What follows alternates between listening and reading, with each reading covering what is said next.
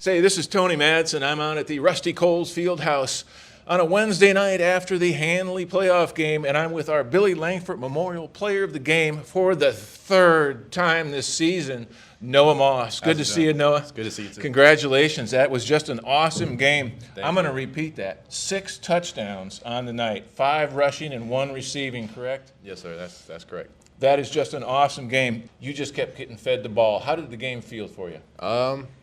Just as an offense as a whole, we kind of just felt like a well-oiled machine. Like it was just, we didn't even expect us to run the ball that much because they lined up in like a 7-man box lot, but it sort of just worked out in our favor, and the O-line blocked their tail off, and it just worked out well, and it's just a good game. Let's talk about your offensive line just for a minute. We've talked about them before. We got John Trevase, Grady Skipper, Rocco Fiapu, Maddox Caldwell, and Aiden Bodine. They did a very good job for you. That 7-man box didn't seem to bother you a bit. Not at all. It really didn't feel like a 7-man box, and I don't know. What sticks to me the most out about the offensive line is how smart they are. Like, just coach, they know every call to make that this is going to help them to block the best, and they know every call to make that backside linebacker or that front side linebacker, and it just helps us so much as an offense to have an offensive line that's so mentally sound when it comes to football. They started off, they blocked very well for Kamarje. He was our first player of the game in your stead. They've done very well throughout the season, but they seem to have gotten better every game. Is that correct? Yes, sir. It's just with experience, especially a position like offensive line where it's just like pretty much very similar things over and over again. So with just that experience, they've become very weathered as the season's gone on, and they're a great offensive line. They work well together. Not only is it a 6-touchdown game, I think it was 204 yards rushing and right at 103 yards receiving as well. So breaking 100 in both cases, just a terrific game. Thank you. Again, 6 touchdowns. That's just an amazing accomplishment, especially to get like that in a playoff game.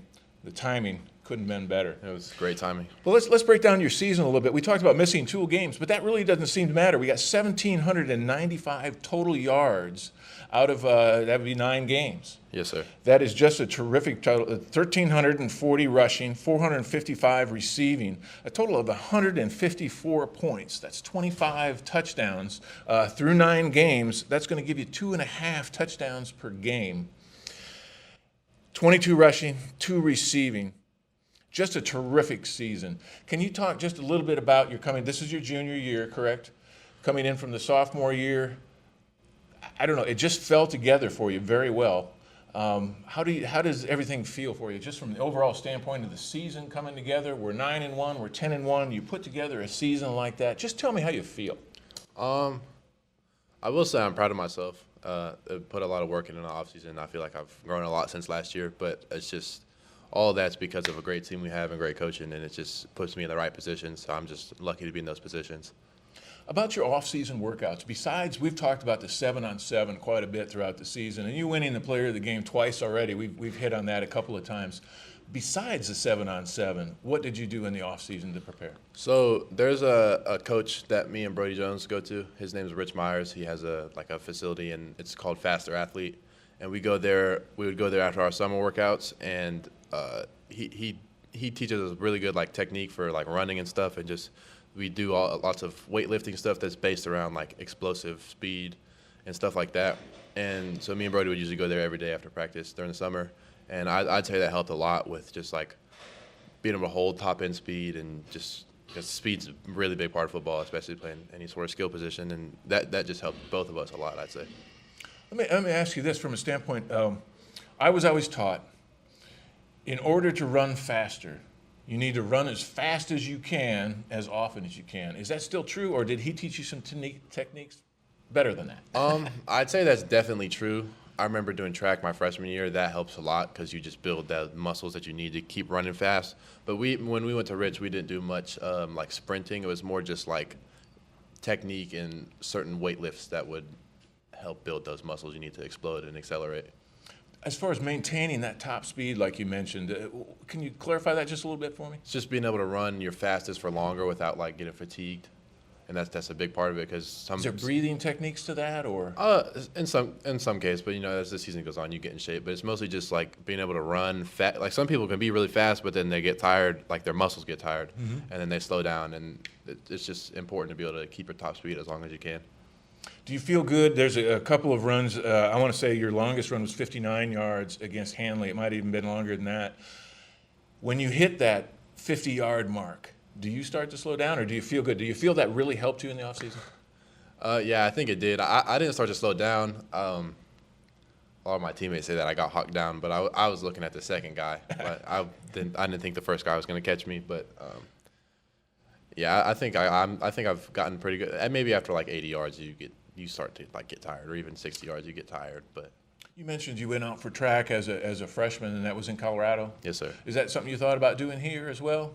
Yeah, I've thought about it, but last season I just sort of wanted to focus more on lifting and putting on weight. But track definitely helps a lot. How much did you gain as far as weight in the offseason? Last year I was like 173 pounds, and I came into the season at like right at 190 pounds. That's an impressive. You gained what, maybe an inch or two, height-wise, Yes, sir. if that. I'm not trying to make you shorter or No, anything, yeah. but you didn't seem to get a lot of height. I But you didn't certainly get got broader. Yes, sir. Thank you. And that was in the offseason, where a lot of lifting, and then that speed workout. Yes, sir. Was there lifting coaches you went to, or you just? Not really. Just Lifting the, is lifting. Just the lifts we did here, and then the lifts we did with Coach Rich. Coach Rich. Okay, great. Terrific. Well, we went over your season stats and things such as that.